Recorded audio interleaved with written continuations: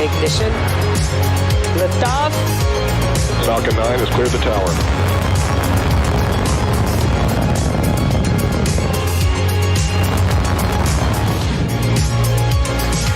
Ten, 9, 8. Side booster ignition. 6, 5, 4, 3, 2, 1.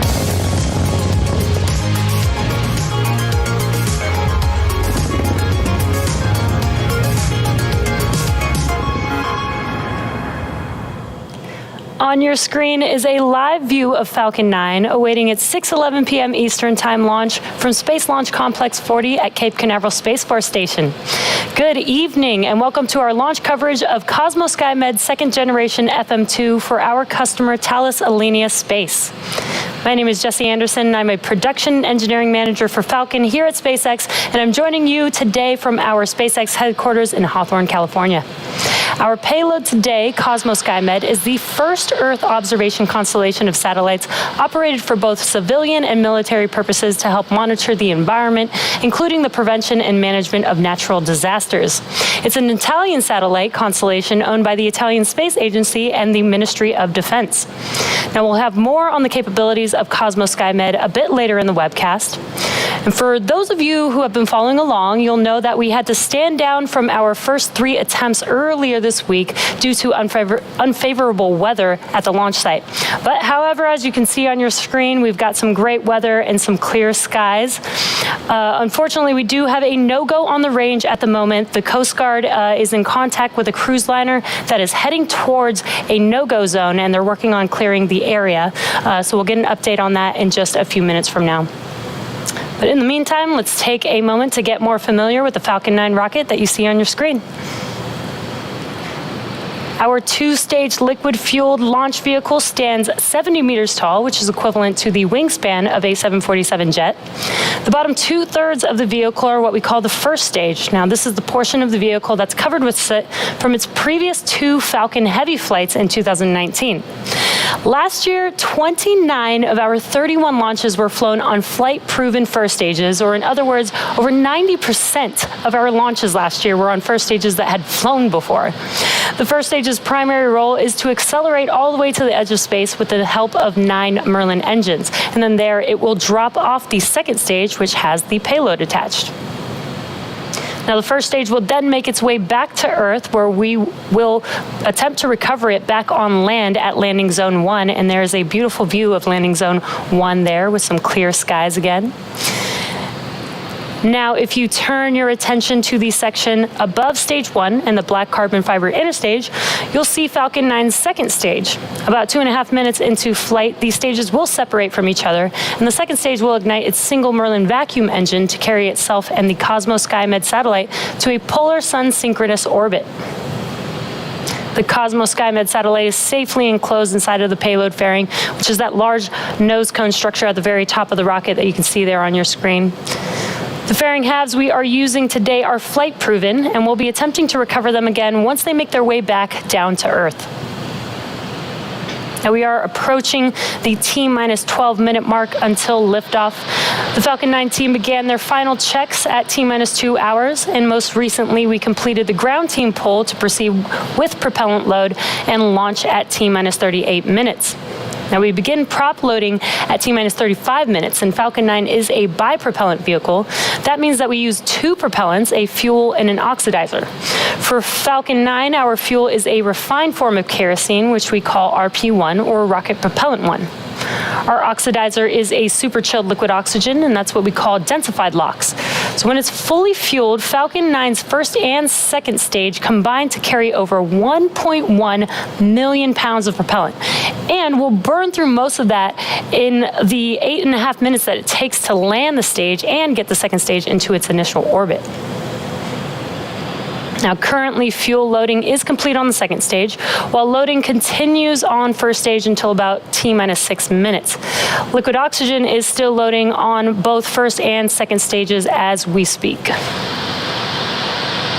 Now, with that, the vehicle and the weather look really amazing today. We're still keeping an eye on the range in regard to that cruise liner, and we should have an update here shortly.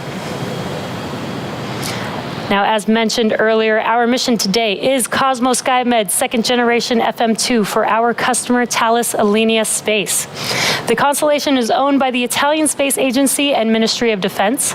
The dual-purpose network is composed of 4 identical satellites of the first generation, launched in orbit between 2007 and 2010, which will gradually be replaced by the second generation ones, improving efficiency and capability in areas such as nation security and planetary preservation. The first satellite of the second generation was launched in 2019, and today will be the second generation satellite to launch. To help us better understand the capabilities of the COSMO-SkyMed constellation, here's an explanation from the Italian Space Agency's President and Head of Programs Directorate. The COSMO-SkyMed Second Generation is a constellation of 4 satellites equipped with a synthetic aperture payload able to acquire images in any part of the Earth's surface with an unprecedented resolution and image quality. The COSMO-SkyMed satellites, like the optical systems, are able to operate during the night and in presence of clouds. This is thanks to the specific frequency used for the acquisition.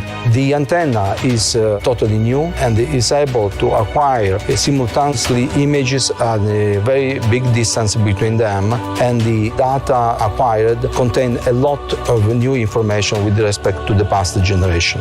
For the better use of the satellites and the exploitation of data, we have developed a new control center and processing center in Italy. This will enable the development of new science and new services application for the benefit of citizens, institutions and entrepreneurs.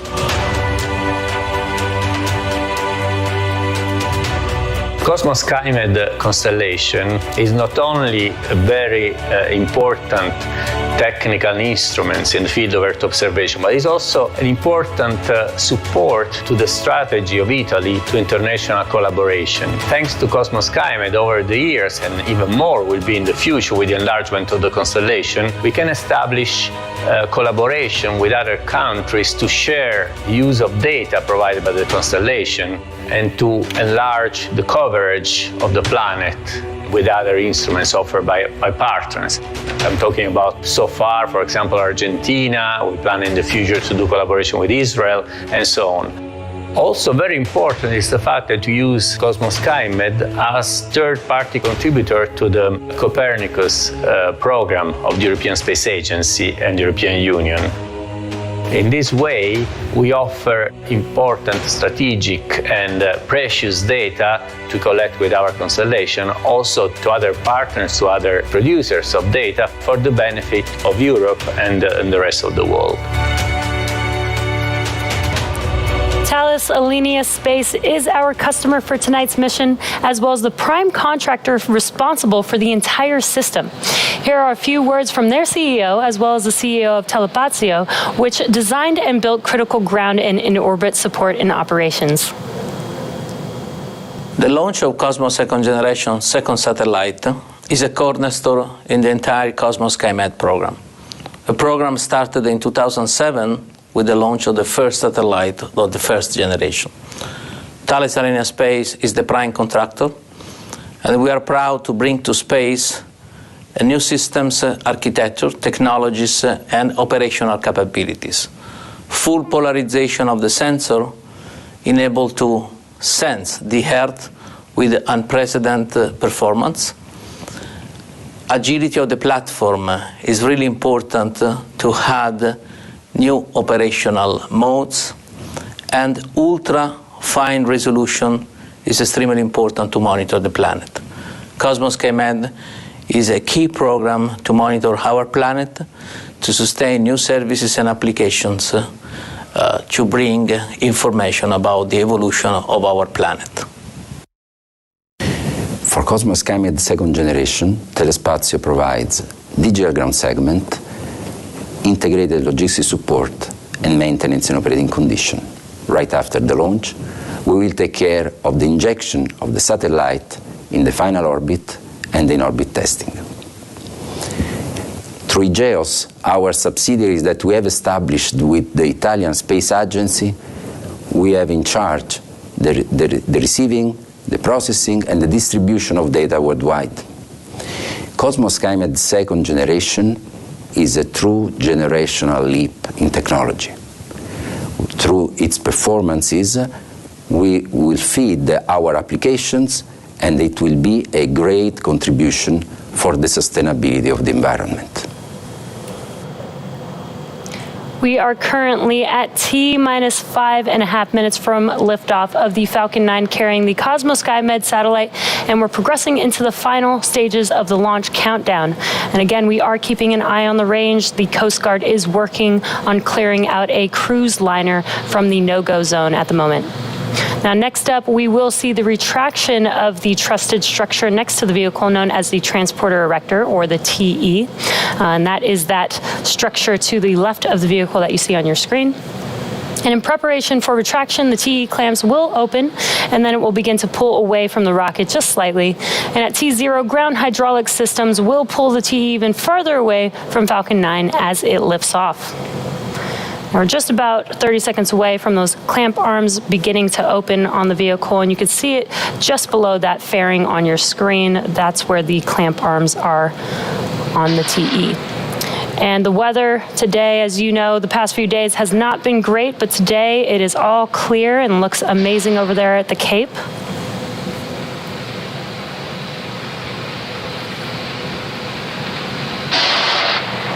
And we should see the clamp arms begin to open shortly here.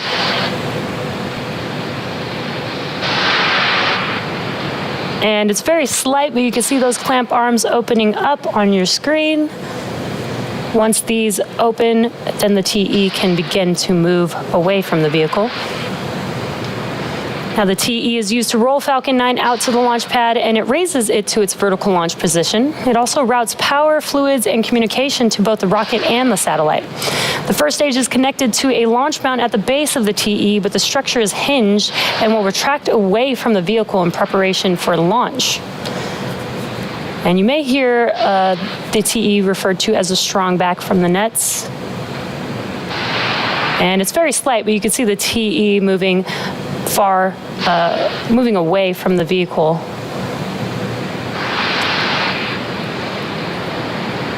Now, at this point in the countdown, both the first and second stages are nearly fully loaded with 1 million pounds of kerosene fuel and liquid oxygen. Both first stage and second stage should finish prop loading about a minute apart from each other. First stage should be wrapping up here in a few seconds at T-minus 3 minutes. Stage 1 LOX load is complete. And there's that call out. Stage 1 LOX load complete. Stage 2 should wrap up at about T-minus 2 minutes. And you can see a little bit of white clouds around the vehicle. Now, that's created when our propellant oxidizer, that super chilled liquid oxygen, comes in contact with the warmer air around it and condenses the air around it. At T-minus 60 seconds, Falcon 9 will be in startup. And this means that the rocket's autonomous internal flight computers have taken over the launch countdown. And then just inside the T-minus 2 second mark, we'll light those Merlin 1D engines for liftoff.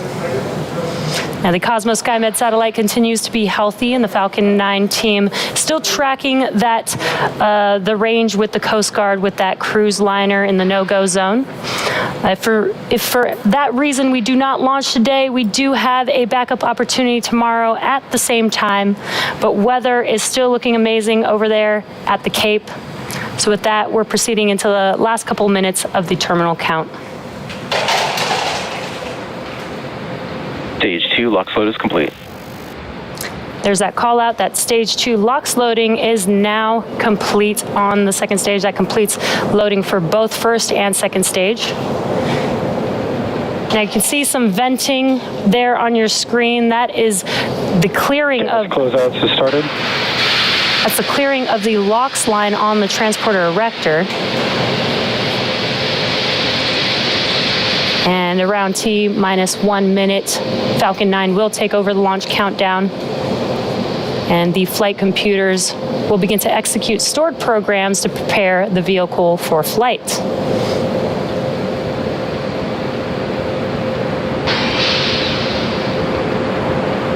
Falcon 9 is in startup. We have Falcon 9 in startup.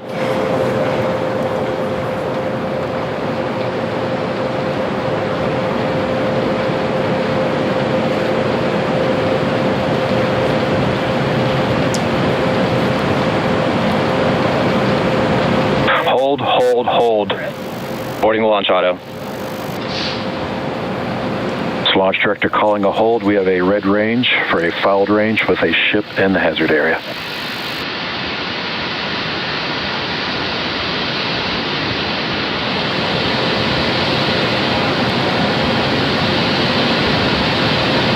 And as you just heard, we did have a hold call on the countdown.